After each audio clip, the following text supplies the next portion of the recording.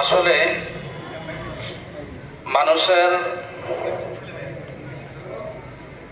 তার ভালো দিকটা আমরা প্রশংসা করতে হয়, যারা প্রশংসিত তাদের প্রশংসা করতে হয়।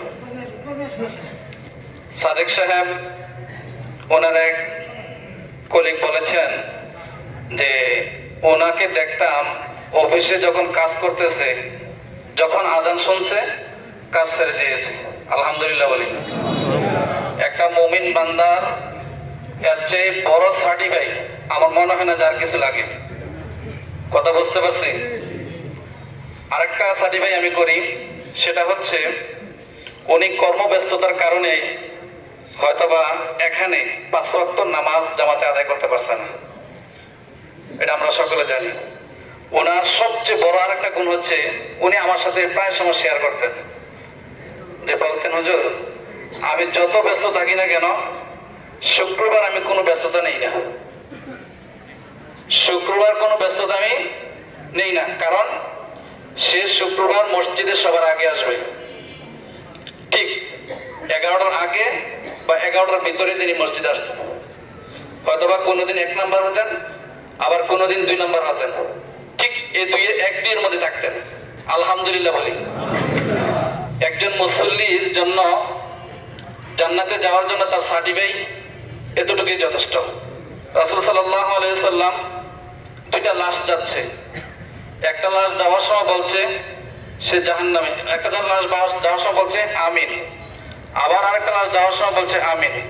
সাহাবায়ে কেরামগণ বলছেন যে দুটোটার বেলা আমিন বললেন, ব্যাপার কি বুঝতে পারলাম না, বুঝিয়ে বলেন। যেটা বেলা প্রথম যেটা বেলা বলছে আমিন, ফেরেশতারা তার জন্য সাক্ষী দিচ্ছে সে জান্নাতি, তাই রাসূল সাল্লাল্লাহু আলাইহি সাল্লাম বলছে আমিন।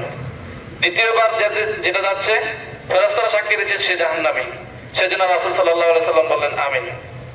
তাহলে আমরা যেটাকে সার্টিফাই করব, মসজিদ একটা ইমাম সাহেব, একটা মুয়াজ্জিন সাহেব, মসজিদের খাদেম সাহেবরা তার জন্য বেশি সার্টিফাই করতে পারে যখন সে মসজিদের সাথে সম্পৃক্ত থাকে। আবার দেখা যাচ্ছে আমরা এমন ব্যক্তির সার্টিফাইও করে থাকি যার জীবনটা রাসূলের আদর্শের বিরুদ্ধে ছিল, যার জীবনটাই কোরআনের বিরোধিতা ছিল, যার জীবনটা কি ছিল রাসূলের আদর্শের বিরোধিতা ছিল, কিন্তু এই লাশটাকে সামনে রেখে আমরা রাসূলের পক্ষে সাক্ষী দিয়ে থাকি তার জন্য। তো এটা কি নিজে তো মিথ্যা কথা বললাম এবং ওই ব্যক্তিটার জন্য মিথ্যা অপবাদও দিলাম, আছে কি নাই? তো অতএব কোরআনের যে ভাষাটা কুল্লু নাফসিন যায়িকাতুল মাউত, প্রত্যেকটা প্রাণী মৃত্যুস্বাদ গ্রহণ করতে হবে। মৃত্যুস্বাদ গ্রহণের পূর্বে আমাদেরকে কবরে যাওয়ার মৃত্যুর জন্য প্রস্তুতি নিতে হবে। আল্লাহ সুবহানাহু ওয়া তাআলা পবিত্র কোরআনে ঘোষণা করেছেন তোমরা মৃত্যুবরণ করো যতক্ষণ পর্যন্ত তোমরা মুসলমান না হবে।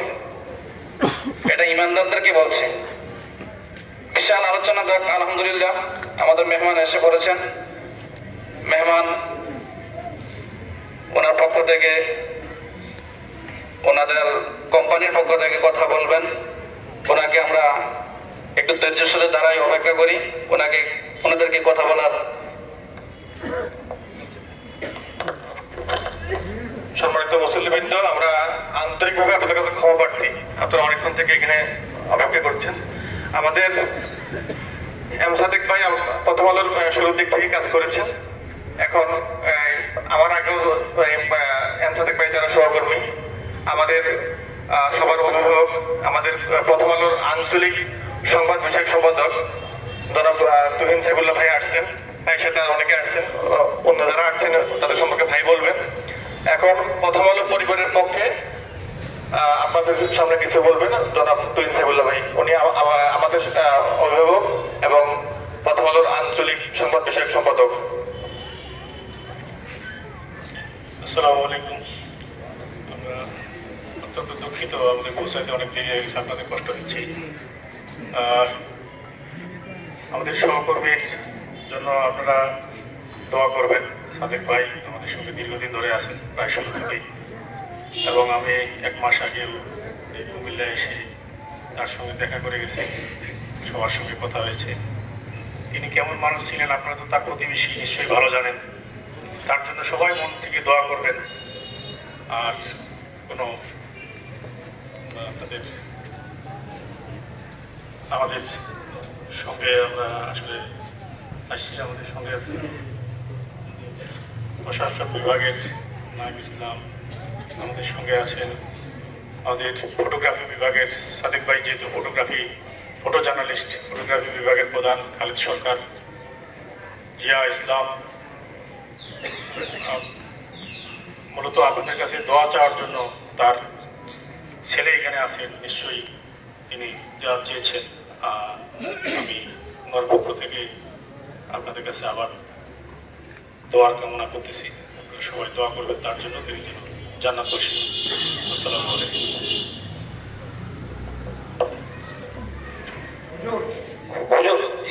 জানাজা শুরু করেন সবাই।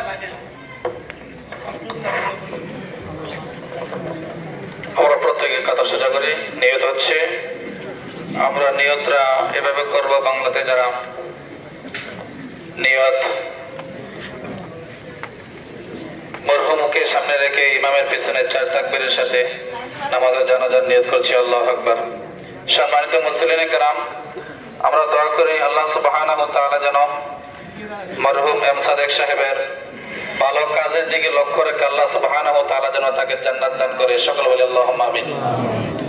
সম্মানিত মুসলিম کرام, আরেকটা সুখ সংবাদ হচ্ছে, আমাদের অশোকতলা রেলগেট জামে মসজিদের সম্মানিত মুয়াজ্জিন সাহেব ওলিউল্লাহ ওলি ভাই, ওনার আম্মাজান মাগরিবের পূর্ব মুহূর্তে শেষ নিঃশ্বাস ত্যাগ করেছেন। ইন্না লিল্লাহি ওয়া ইন্না ইলাইহি রাজিউন। নামাজের জানাজা রাত 10টায়, আরো 1 ঘন্টা সময় আছে। রাত 10টায় রেলগেট জামে মসজিদ প্রাঙ্গণ অনুষ্ঠিত হবে।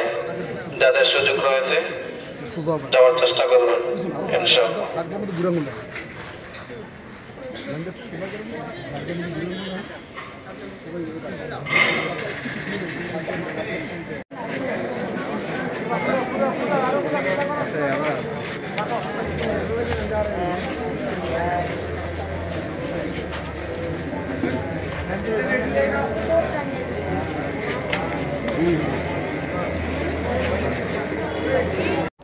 এই না আসলে না